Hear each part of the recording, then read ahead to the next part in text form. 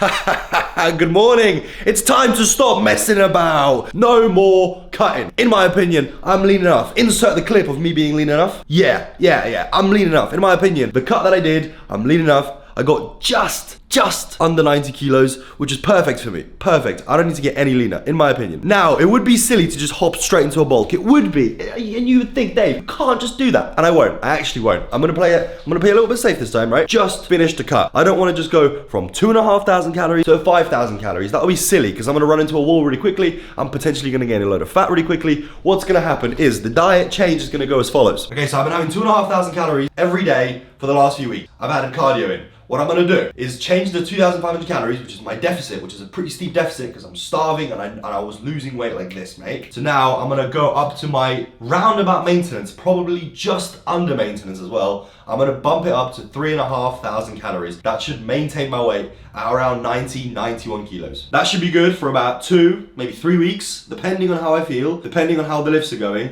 But basically, the plan is, you already know what the plan is. You already know what the plan is, don't you? We're gonna slowly ramp up the calories, and then as we're slowly ramping up the calories, guess what else we're gonna ramp up? I'm gonna go bench, and then I'm gonna deadlift as well. Oh my lord. Now, we could run into a few issues here. This could be a little bit of an issue, because usually, if I do 2 movements, if I do bench and deadlift, because I like to lift the way I do, I get very emotionally involved. I get very hyped, which means there's a lot of stress and fatigue that happens. I could end up in a situation where I have to choose between the deadlift and the bench because I can't do both, because I can't get as excited for both as I would like. I am gonna try when I've got the calories in me, and then there is nothing more I enjoy than just coming into the gym and just shooting for a new weight. That's what I love to do. That is what brings me joy in my life. There is absolutely nothing else. I could be poor, living on the street. I would go to the gym and I would be happy because I could lift more weights. That's how much it means to me. It is absolutely everything I want to do, okay? So, if I can't do 2 exercises at once, 2 big movements at once, I will go back to that on just 1. And I will be doing the bench press most likely, because I just want to bench 200 kilos. And then after I bench 200 kilos, if everything's moving smoothly and everything's moving great, then we are going to go to 220 kilos, because who wouldn't want to bench 5 plates? Like 5 plates, like you think about like what are like the biggest goals that you could ever achieve as a lifter, right? And then you think of like, okay, well, I would like to squat like 4 plates, cool, check. Deadlift 4 plates or deadlift 5 plates, check. Bench 3 plates. And then you get into the big boy territory, you want to bench 4 plates, probably not achievable by majority of the population, whether you take PEDs or not. And then you want to squat 5, not achievable by majority of the population, whether you take PEDs or not. Deadlift 6, probably achievable by quite a few people, right, out there. And then you get into the massive boy territory. I'm talking like you are one in a million out of the people that, number 1, go to the gym, take it seriously, have great genetics, boom, you're narrowing it down. Deadlifting 7 plates, squatting 6 or more plates, benching 4 or more plates. All right, that's where I want to be, and that's where I will be. That's basically the plan. But yeah, 3,500 calories. I'm talking around 50 grams of fat for the diet, 50-60 grams of fat, 200 grams of protein, 200 and some change grams of protein, like low 200s, because I'm just over 200 pounds. And then for the rest in carbs, it's going to be like 500 grams of carbs, right? And since we have this newfound amount of calories, we can now actually have a normal breakfast, like a normal person. I'm going to have some Special K, but it's Special K with little bits of chocolate in it. And I'm gonna have a nice little bowl of, call it 120. Call it 120. I need to get some skim milk though. Like semi-skimmed is gonna have to do for today, but ideally I wanna have as little fat as possible with my meals. So if that's got like just over 5 grams of fat in the cereal here, then I'm gonna have a pint, no, I'm gonna have a pint. I'm gonna have like a couple hundred mils of the milk, which is gonna add another 4 grams of fat. This meal's gonna end up being like 10 grams of fat, which I want it to be as little as possible because I'm trying to get the digestion to be over and done with as quickly as possible. Basically, in terms of like bodybuilding and general performance, the thing you want to do with your diet is essentially hit a gram of protein per pound of body weight, right? Or thereabouts, maybe a little bit more, maybe a little bit less. I wouldn't stress about it too much, but be around that 1 gram mark. You want to have a decent amount of fat, so pretty much no matter how much you weigh, you're going to end up somewhere between 40 grams of fat and about 60-70 grams of fat, right? That's about the variance you want to have in your diet. If you go well over those fats, you're out of the territory of just getting your hormonal needs met and into wasting calories on slowing down your digestion and potentially on the other side being able to use more carbs for performance, right? So because carbs are also protein sparing, if you have loads of carbs with the protein that you eat, you don't need to eat as much. You should still stick to the 1 gram per pound of body weight, just because why the hell not, right? you want to make sure that you're covered, but it's still, the rule still stands. And then the rest of the calories that you've allotted yourself stay in carbs, right? So for me, it will be around 50 grams of fat, around 200 grams of protein, and the rest will be in carbs. And I want to make sure that I hit that all the time. That way, I'm going to be completely fueled up for my sessions. That way, I'm going to be making sure that I hit my protein, my hormones are all sweet, and that's all you need. And then you just keep it going until you're fucking Ronnie Coleman, lad. So breakfast is a little bit different. Like I said, I've added the Special K, 120 grams. I'm gonna give you the calories on the screen and the macros for everything that I'm having. But I'm gonna give you more reasons as to why I've decided to end the cut and start this like maintenance slash like a little bulk up phase. Okay, I'll talk to you after breakfast and I'm gonna tell you all my reasons. All right, pretty good news. To celebrate the movement from the cut to the maintenance to the bulk, hey, we're gonna change gyms. We're gonna go back to the gym that we used to be at, which is Factory Gym in Whittam. Basically, the issue is, there is only one issue with the gym. There is no issues with the gym whatsoever. The gym is absolutely incredible. Sick place, best place. One problem, minor, hopefully. I can't have my bench in there, but I'm gonna ask again. I'm gonna ask very nicely. I'm gonna say, hello, please. I'm not gonna beg, all right? Okay, I'm not gonna beg. I'm just gonna ask really nicely, like 30 times. All right? Bearing in mind you've already asked like 20 Bearing in mind I already asked a few times, but basically we're gonna ask him a few more times. And if it doesn't work out, this is the thing. What I'm gonna do, if they say no, I'll be like, okay, listen. No, listen. I'm gonna just put it in the back. I'm gonna put the bench in the back of my car, and I'm just gonna have my own bench in the back of my car, and I'm literally gonna bring it in every single bench session.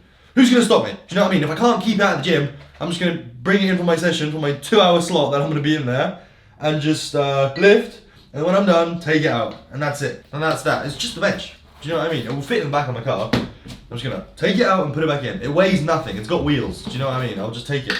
Because if I want to bench, I want to bench a lot. I really like benching on the fat pad. There is actually a big difference between benching on a fat pad and not on a fat pad. And not in like a cheater way, because literally, number one, I'm not competing against anybody apart from myself. In the way of like, it feels more stable to bench on. And if I can make something more stable, more fun, more interesting, safer, less likely to injure me, and I can have more fun, mate, I'm gonna do exactly that. Do you know what I mean? I'm not gonna just like bench on a bad bench or just a regular bench. If I bought my own and I can have my own, do you know what I mean? So I'm gonna try and do that. Hopefully they'll say yes, because I'll ask very nicely. Also, if any of you are at Factory Gym, you would know that we had overdrive in the gym, but there's no overdrive in the gym anymore. But we are gonna bring it back, and that's that really. And we have to sort out a way, because I have stock at my house, like I have some leftover stock at my house, but I can't just keep giving the gym stock from my pile. I'm gonna have to set up some sort of way with them, an agreement to have stock come from the warehouse to them directly. Because number one, it's more like on the books, if that makes sense. It's more like it's coming out of my actual stock as opposed to the stock that I have for myself, and it's just a better way of doing it, right? I don't want the invoices and mate. It's better that it comes from the warehouse than when it comes from my hands, because that's my stock. That's my stock. Nobody else's. Mine. I have that display, and I also have about 3 drawers full with like 60 tubs of overdrive, just so I can have it, right? Alright, in case everything falls apart and then the company explodes and the warehouse blows up and everything ends up, I've got 60 tubs or so of stock, so I've got about 60 months worth, I've got about 5 years worth of overdrive left. Alright, I'm having my pre-workout and then we're gonna leave. This guy. Basically, it's like a 20-minute drive. If I have this pre-workout right now, I literally have to put my shoes on and get out of the house, because by the time I drive to the gym, I'm literally gonna be sitting there tweaking out of my mind, alright? But anyways, I'm really excited, really happy to go back there because it's a sick gym. We just switched because I was gonna bench, and then when I was benching, I was like, I can't even be asked to go there because I'm benching here now. It's just like, oh, what's the difference? But there is a difference. That gym is nicer. Let's go. All right, we'll see you at the gymnasium. Do you ever feel like a plastic bag? Listen, boys, wow! What a time to be alive. Literally, what a time to be alive. Like, I don't know. I just don't even know how to describe it to you, lad. I just love it. I just love training. I'm sitting here and I'm just buzzing off the fact that I had the session that I did, right? Despite having to get a little bit into it, right? Because I came into the gym, I had a little chat at the counter, and then it was like throwing me off a little bit. But then as soon as I got into it, the hoodie being up, the warmth, the pump, everything was just, it was coming in spades. The little bit higher calories in the morning, everything was pumping, right? Came in, literally, all right, listen. I'm not gonna tell you to follow what I do, because just Don't listen. Just, you can take nuggets of wisdom, but just don't do what I do, all right? Because I'm dumb, I'm an ape, I'm silly. But today, I just took every single set to failure. Like, do you know what I mean? Everything was just feeling good. I took everything to failure. What, is it optimal? No. Is it good? No. Do I care? No. Do you know why? There's nothing. There's a few things that I might enjoy more than taking a set to failure, but there's not a lot of things that I enjoy more than taking a set to failure, okay? So I came in and I just 4 sets to failure on the easy bar curls. I just go until I can't anymore. I pick up the same bar that I picked up the other day, 35 kilo bar, and I go until I can't do any more reps, right? Just making sure that I absolutely annihilate my biceps because I was feeling good, all right? So first exercise, it's not like I've lost my mind, it's not like I've just like snorted crack or just like smoked crack, but I might as well have, right? A good session makes you feel that way. So I did 4 sets of the easy curl bar curls to failure, and then on the last 4th set, I drop the weight down by more than a half, and then I go to failure again, right? My biceps written off, yeah? Well, until I write them off again 2 exercises later, you know what I'm saying? Give them a little rest. So I did, 15 to 20 rep sets to failure, and then like I said, on the last set, a little bit of a drop set. But I'm showing you the sets here. This is how I take them to failure. You can see that I just have nothing left. You might think to yourself, maybe I have something left.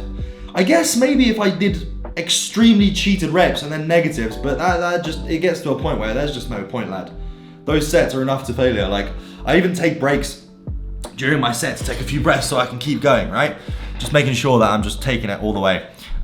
If you're normal and not like an ape like me, and I just come in and it's almost like I'm ego lifting, because I am to an extent. Like, I do want to build muscle, I do want to get stronger, but ultimately I come to the gym. The reason I come to the gym every single day is to have fun, right? This is a leisure activity. People forget that this is something that like you should love doing. And if you come in and you enjoy just going to failure every single set, despite it not being optimal, despite it being harder to recover from, despite it being maybe a little bit silly, yeah? Who's gonna stop you? It's your training, and that's what I did. So I did the curl sets to failure, and then lat pull down. I did 4 sets of 12 to 15, pretty much to failure. I'm pretty sure I took most of the sets to failure. And then the last set, I did a little drop set where I go to failure yet again. I need to get used to this lat pull down because it's different. Like, even the seat is different. Not only the seat is different, but the way that the lat pull down is, like, the angle of it coming down is also different. Like, this one's like a lot more above me than in front of me, if that makes sense. And that creates a different line of pulling. So I had to lower the weight a little bit. So usually I would do like 125 kilos sets of 15 on the lat pull down. I had to lower it here to, I think it's like 109 to get sets of 15, just because of the angle's not from here, the angle's back here a little bit. And that creates, like, I guess, a more vertical pull, which is good for like what you're trying to do, which is a lat pull down. But mostly what I think about on the lat pull down is just dragging with my elbows. So I'm holding on with the straps, kind of, and then what I'd like to think about is putting my elbows in towards my body and then pulling down into my pockets.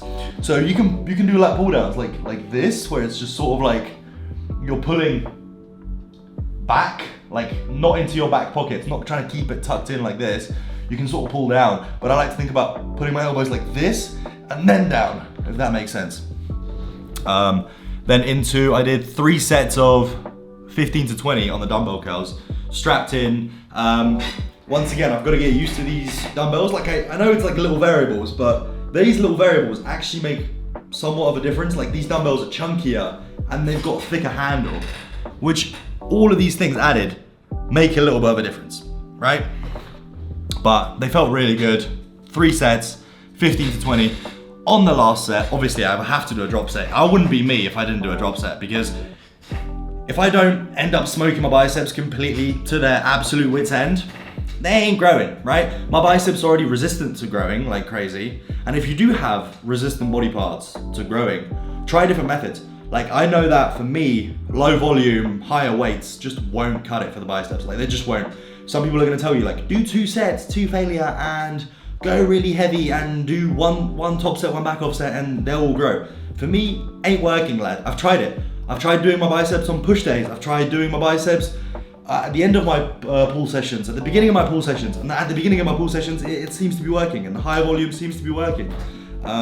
Just taking that approach, right? There's so many different ways to skin a cat, and you just have to try everything. Like, there's no one size fits all. For some reason, my biceps decide to grow when I do them first, and I do high volume, and I do drop sets, and I basically take them to failure all the time, and they don't seem to grow. Some people, and they don't seem to grow otherwise. Some people, their biceps grow from literally just doing barbell rows, right? If you're lucky, fine. For some reason, my legs grow from doing sets of 3 to 6 on the squat, on the barbell squat. But that's because that's just my genetics, right? Like, it seems to work like that. They would probably grow from higher volume as well, but I like to do them that way. You see what I mean? 100 different ways to skin a cat. And it's just, there's no easy answer. You just have to try things for at least 6 months. And if that approach doesn't work for you, fine, move on, try a different approach. Something is bound to work for you eventually. Then I moved on to doing chest supported rows. You see, the other gym doesn't have a good chest supported row, which is why I ended up doing dumbbell rows. But this gym has insane machines that are chest supported. And if you can get like a good chest supported row, you're in the clear, lad, right? So I did 4 sets of 15 to 20 on this chest supported row, taking it to failure, nice and easy. Then I got naked in the gym. This room is an absolutely cracked room, like with the best lighting you ever see. So my physique was looking a little bit cracked. Acne's looking good. Let's go, mate. I'm lean enough. No more cutting. Let's get the bulk going. Let's get the calories up. Let's get my bench up to 200. Let's get that deadlift up to at least 320, if not 340. And that's me out. I'm looking good. I'm looking all right. Let's get bigger. And then we'll get shredded again in the summer. That's the plan. Subscribe if you're not already. Ooh, that was sick. That was sick. That was a really good session. At the beginning, because it's like a different environment, I was like trying to get into it because I was like, this is a bit, it's like different. I had to like remember the barbell's a little bit different, everything's a bit different, the lat pull down's a little bit different, this is a bit different, this is a bit different, but realistically, everything is fucking sick. All right, I had a really good session. Pump was good, strength was good. At the end, there's like that cracked room where the lighting comes from above, literally Ziz creatine, amazing. We got good news as well. I can basically, I can't leave the bench at the gym, but I can bring the bench in my car and take it in as and when, right? Which isn't a big problem for me because I'm literally just gonna put it in the back of my car, I'm gonna park my car up, I'm gonna drag it in, I'm gonna bench. And not only that, I've also got my deadlift bar there, so we've got bench and deadlift covered. Hopefully everything's gonna go well, calories are gonna go up, my fucking strength's gonna go up, we're gonna get massive, and then May time, we're gonna shred again. Hopefully by that time, by the way, another reason why I don't wanna cut so heavily right now, basically, you know the bit of acne I have, yeah? It's like literally, it's all concentrated like on my left shoulder. My chest is pretty clear, my abs are clear, my right shoulder's pretty clear, my back is clear enough, I don't care about that. My left shoulder doesn't even have acne. It's not even acne that's on my shoulder. It's old acne, it's faded, and it's called post-inflammation hyperpigmentation, which basically means after you get acne, if it's severe enough, basically you get left with these little like purple marks, right? So your acne goes from like a cystic nodule with a white head that you normally see. Say you pop it or you don't pop it, you leave it, and then it takes like ages for it to just like dissipate. It goes from red, then it goes to purple, then it goes back to like a lighter shade of purple, which is what I'm at now, and there's like loads of them. And then after some time, months by the way, then it actually finally clears into like being your normal skin, and then it's fine, right? But at the moment, I thought to myself, I was like, there's no point in cutting for a couple of reasons. Number one, I'm already lean enough and I'm happy to go, you know, and gain a bit of weight. And then not only that, but we've got the acne, and then we're gonna bulk up to May, and then in May we're gonna hit the fucking cut, and then surely by like mid-June I'll be fucking Ziz creatine, shredded, tanned, wham, 120 kilos of pure mass running common. So yeah, the session was really fucking good. How's yours? It was really good. I don't like how many times you said Ziz creatine though. We need to go shopping because I need some carbs, all right? My session with Ziz creatine 2 was epic sauce. We need to go shopping. Okay, let's go shopping. Yeah, let's go shopping. All right, we're in shopping a little bit. We got shopping here. I've got my post-workout sorted. I got 2 options. So I'm gonna have to choose between 2 cereals. Basically, the plan is we're gonna do 1 cereal meal or bagels in the morning, and then after the training session, do another like bowl of cereal. Basically, reason being, I wanna go as high carb, as low fat as possible. So it's either gonna be bagels or it's gonna be cereal. And I'm just turning into a bodybuilder. Next thing you know, I'm gonna be having cream of rice. Next thing you know, I'm gonna be wearing Gasp to the gym. And next thing you know, I'm gonna start following Train by JP and wearing all of his merch. Except I literally won't, because I'd rather end my whole career and wear gasp like all the people that I see in the gym. It's actually crazy, by the way. They're so like locked into bodybuilding, never stepping on stage, by the way. I'm sure some people... I'm a huge bodybuilder. I will never step on stage. Hey. I'll never get lean. I'll never gain muscle. I only wear oversized clothing and I hate the way I look. Hey, I'm sure some people would say the same about Gymshark. Yeah, well, there's creatine in that. Plan of action, 200 grams of chicken breast. We're having 120 grams of Nesquik cereal this time around.